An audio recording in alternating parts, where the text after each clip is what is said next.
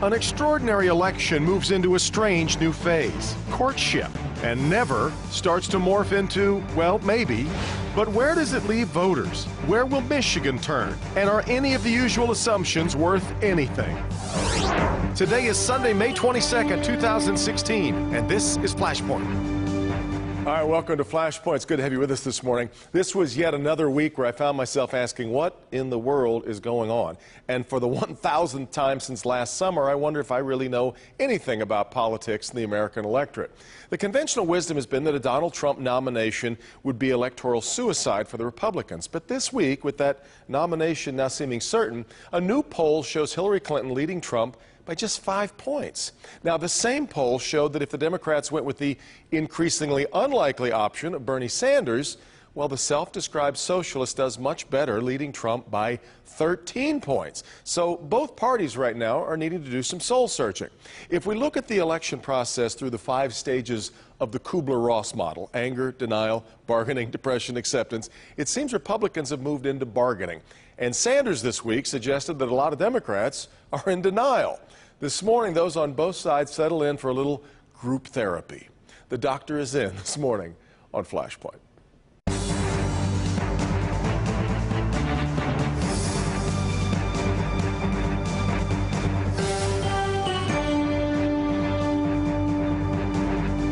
All right, let me say at the outset, I had a number of guests concerned about how I would be labeling them this morning. Republican, Democrat, right, left, liberal, conservative, progressive. Let's just say that I've put together 2 groups that I think are very well orchestrated to discuss the issues for both parties. Let's try that. Joining me now, first, Oakland County Executive L. Brooks Patterson is here. I think somebody who is not concerned at all about being labeled a Republican as chairperson of the Republican Party, Ronna Romney McDaniel. Ronna, thanks very much for coming this morning. Thanks for having me. Sandy Barua, of course, has his hat as the chairman of the Detroit Regional Chamber, but here today because of wealth of experiences, having worked in both Bush administrations and knows his way around Washington as well as anyone, and of course the editorial page director of the Detroit News, Nolan Finley. So let's, Ron, I'd love to start with you. Last week, as you announced that you were going to support Donald Trump, you humorously pointed out that as the niece of Mitt Romney, you were probably being written out of the will. But I'm curious as to how did you get here? What did it take to arrive at that? Well, when I became a Trump delegate, I was supporting the will of the Michigan voters, which I think is important, that the voters recognize that party leaders are listening to them. The voters have made their choice. He is the presumptive nominee. We are now in a healing period. We need to give Donald Trump the time to unite our party. Leaders need to take a breath, listen to him. We need to coalesce around our nominee. We see that happening already because we know what the alternative is. The well-known conservative writer P.J. O'Rourke came out this past week in favor of Hillary Clinton and said, while Hillary Clinton is wrong about everything, she's at least wrong within the normal parameters, which was a great line.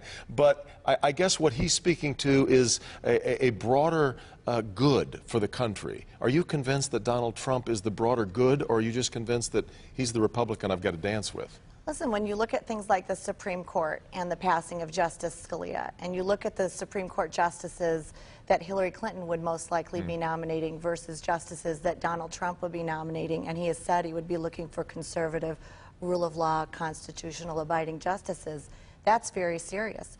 What the Supreme Court could do will far outlast, those rulings will far outlast any 4-year term of any president. Sandy, I really enjoyed talking to you through this whole process, both on the air and off, because you've been very candid about the fix that you sort of feel you're in.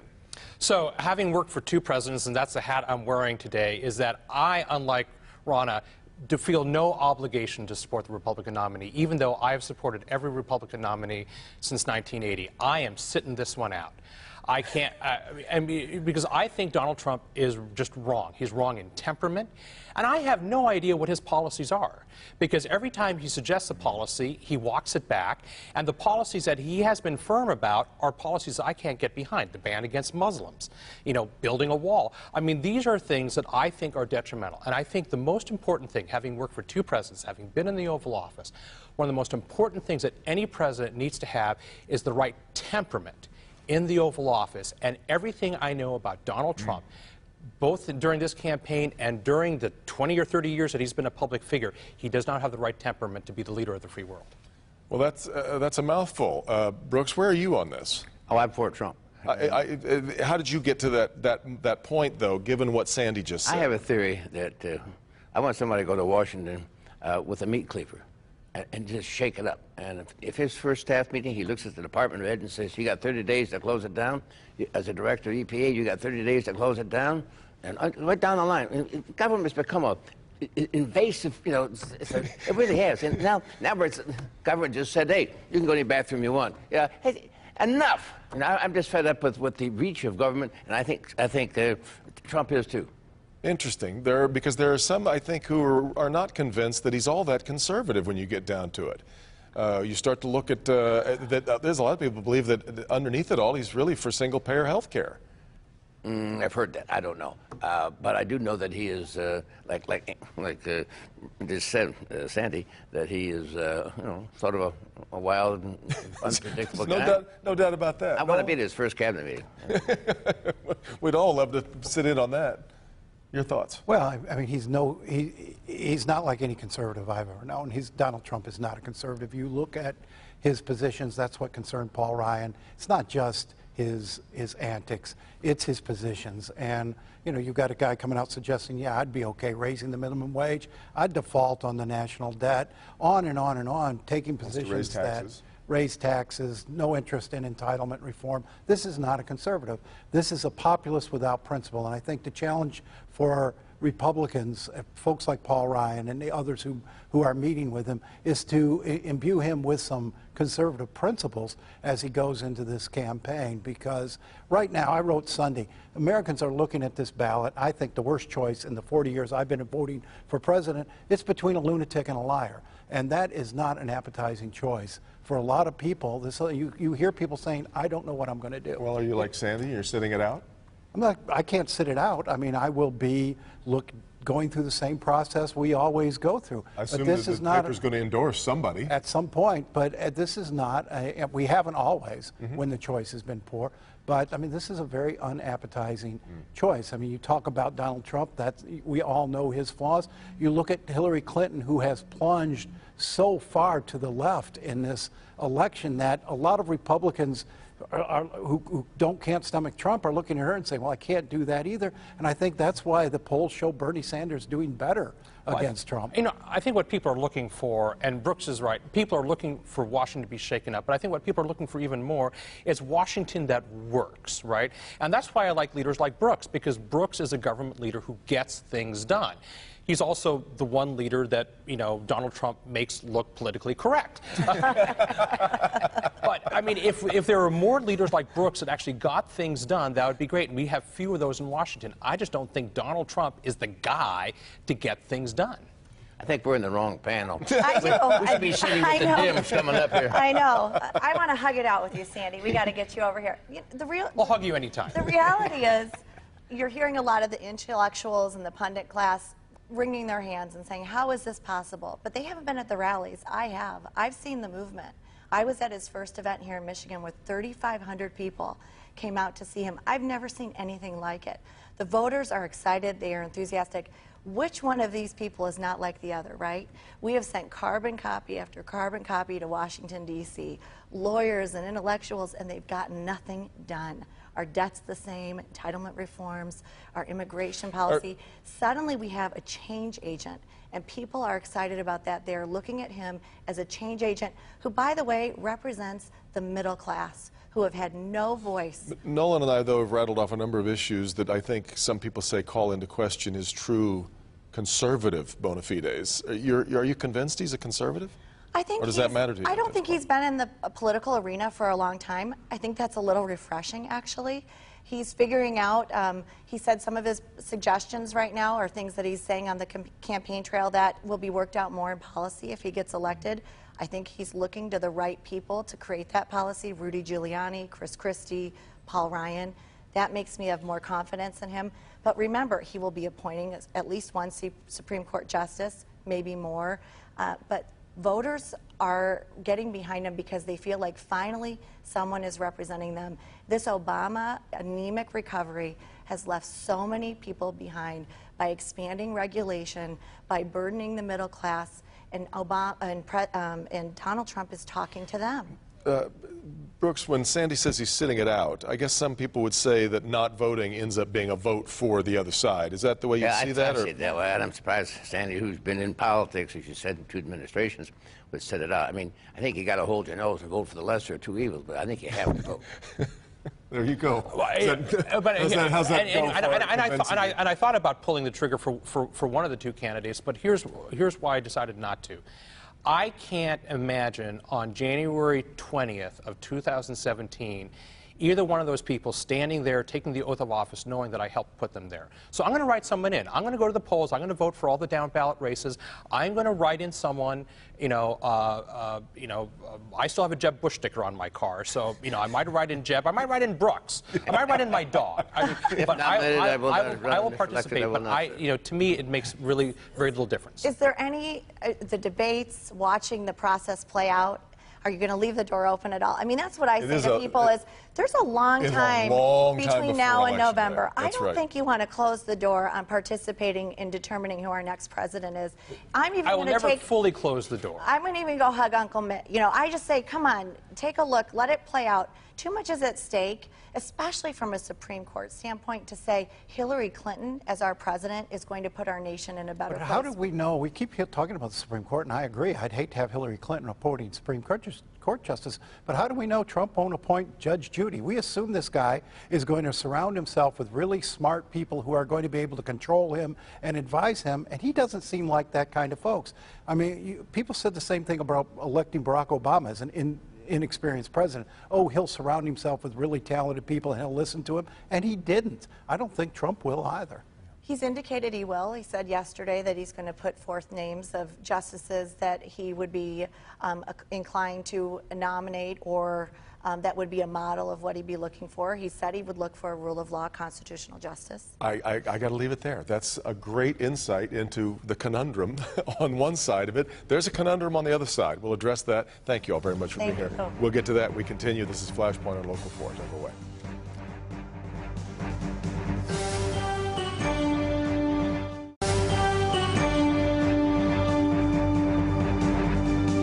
Welcome back. So again, without resorting to labels, let's just say that I've brought in another group to talk about what's going on the other side of the race. Good to have with me columnist from the Detroit Free Press, Nancy Kaffer. The head of the Detroit Civil Rights Unit is Portia Roberson. Brandon Dillon is here. He is the chairman of the Democrats in the state of Michigan. And from Ignition Media, Dennis Archer Jr., who also, by the way, we've Mackinac. You guys are getting ready for Mackinac. You're going to be chairman of the policy conference this year. That's right.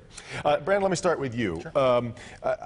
We obviously just spent a lot of time talking about sort of the conundrum, the dilemma for Republicans. Do you sense any dilemma for Democrats, or is it fairly cut and dry to you? I think it's been a really good primary process. I mean, to suggest that the Democratic primary contest has been anywhere similar to the mess and train wreck that's gone on the Republican side, I think is pure conservative fantasy to distract from the fact that they are on the precipice of nominating Donald Trump. Then let me throw a little bit of a wrench into that idea, because Bernie Sanders won the state of Michigan. Sure. We don't have any of the super delegates from the state of Michigan supporting Bernie Sanders. That's weird, isn't it? Well, first of all, the superdelegates are free to choose who they want to support, but a number of superdelegates, including myself, have remained uncommitted and will continue to do so because we want to see our party unite around the eventual nominee. But I think that's really a distraction from the ideas and the debate that's gone on, which has been healthy, as opposed to the kind of insult fest and nonsense you see on the other side. Interesting. Nancy, I think Bernie Sanders feels like he's not quite getting the respect that his support should be showing him. He's got this long string of wins right now, but they don't seem to amount to much in the delegate count. So he's won a lot of caucuses, and caucuses are a bit of a weird thing. Yeah. And the other piece is that he's won contests in relatively small states that don't have a lot of delegates, that have more rural populations that aren't.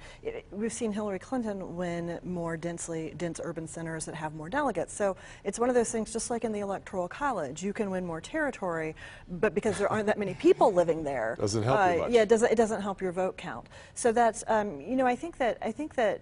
At the beginning when Sanders said he was going to run, I think, yeah, a lot of people didn't really think it was going to be a serious attempt. I think it has proven... Which is a theme this year. You know, I think it has, you know, obviously he's proven to be a serious contender. He's had a very great showing. He's changed the conversation to some extent, though I think that people who say he's pushed Hillary further to the left don't know a lot about her record and what she's spent her early part of her career working, the issues she spent the early part of her career going through, her time as Secretary of State working on, particularly with regards to women's rights. You know, but it's been, I mean, I think there's, I don't know anyone that doesn't see him currently as a credible candidate, even though I think his path to the nomination is not, he doesn't really have a very it's hard to see one, yeah. Dennis, but if we look at, there were a lot of people that thought that, well, the Republicans are going to end up changing this whole process because they're just not going to see a way for Donald Trump to win. Right. Well, do Democrats have the same problem, though? If I show you the poll where Donald Trump is right now only trailing Hillary Clinton by 5, but he trails Bernie Sanders by 13, does that change your thinking as to what should happen here moving forward? You know, someone who has the same name as me was popular to say that polls don't vote, people do. And so I think that on our side, that we are very happy to have a very spirited race. I think that a lot of very important topics have risen to the top. There are some that I believe have not risen yet, because I think what's happened in a lot of the discussion is that on the Republican side, and a lot of what Trump is talking about, Hillary, in acting like a front runner, is addressing those subjects straight on. And I think that there's some subjects still, particularly being a Detroiter, infrastructure, other urban and domestic policy items that have not really gone to the forefront of the discussion yet. You know, sitting in the backdrop of what has happened infrastructurally in Flint, how public education is funded, not only here but around the country, are topics that I like to see still come out on our side. Portia, do you not smack yourself in the forehead then and say, how is she only up by 5 on Donald Trump?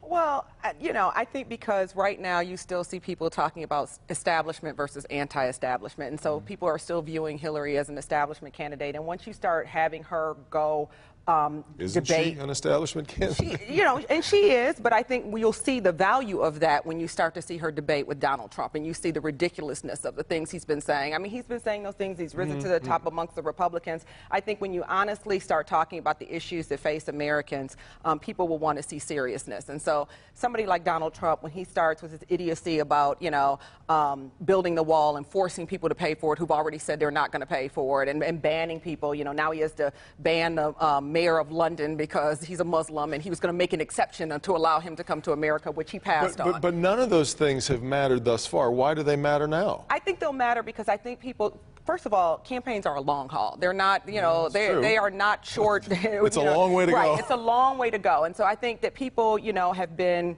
there are people who have been, for lack of a better word, energized by Donald Trump. But I think, again, when people start to take seriously that we're electing the leader of the free world, and there are some serious issues that that person's going to have to deal with, they will see that Hillary Clinton brings to the table much more than Donald Trump ever could. Well, and this is certainly not an original observation, but it bears repeating, that Sanders' whole career has been spent in Vermont, which is a small state where he's enjoyed really gentle campaigns.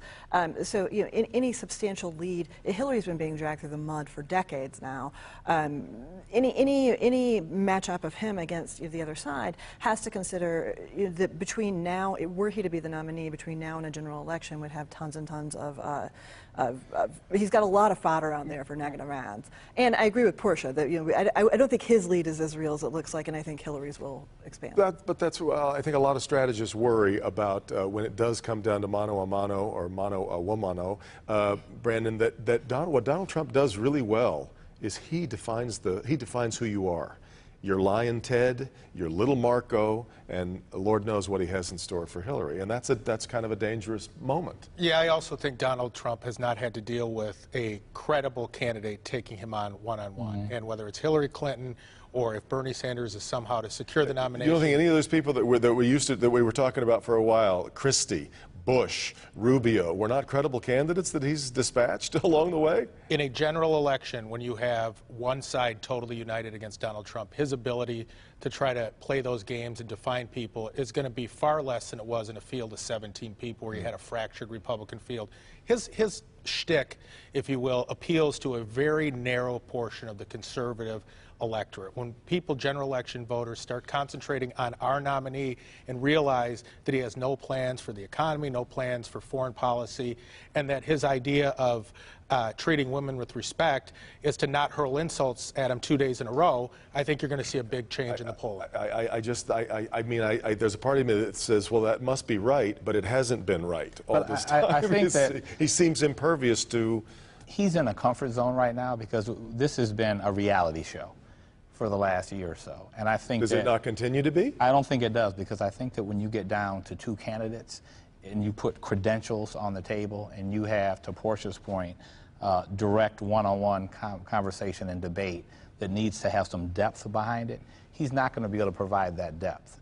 And the more that Hillary can be one-on-one with him, either in one-on-one debate or have the issues be explained and detailed out at length, and he cannot do it in a soundbite, that the gap, you know, you mentioned that Bernie in the polls now is further ahead, but the more that she can do that, the more that she's going to take the lead. I will say this, though. I don't think that Democrats should think it's a wash. Like, I do think that exactly what you're saying in terms of, we've all been saying, we've been sitting here for the last year saying at some point Donald Trump will be gone. Oh, he will never be the nominee. We all thought that. You know, we probably did predictions right here about who we would be talking about, and it was, none of us said Donald Trump. And so I do think that, you know, regardless, we need to make sure that Democrats are out there supporting our candidate, and that we don't think that because Donald Trump is, as far as I'm concerned, a joke, that we can discount the fact that there are people who have gotten behind him. There will be more that will get behind him. There will be elected officials that get behind him. And so we have to take this as seriously as we take any election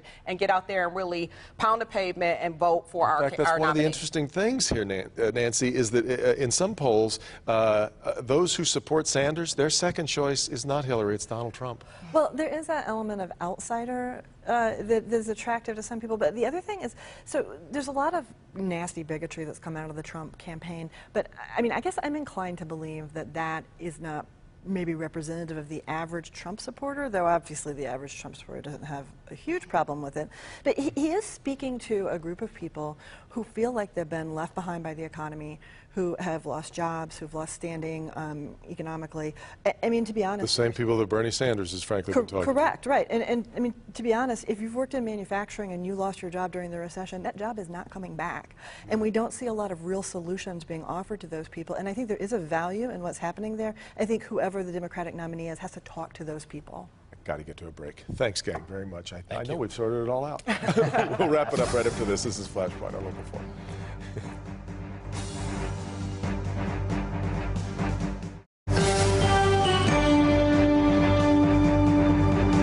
That was one very full green room this morning, full of very diverse opinions, but I can also tell you it was a very friendly green room, and I really appreciate that, all of my guests for being here today, and I appreciate you being here as well. Meet the Press coming up next, right after Mitch Albom's Heart of Detroit. Hope you have a great week, and we'll see you next time right back here for Flashpoint.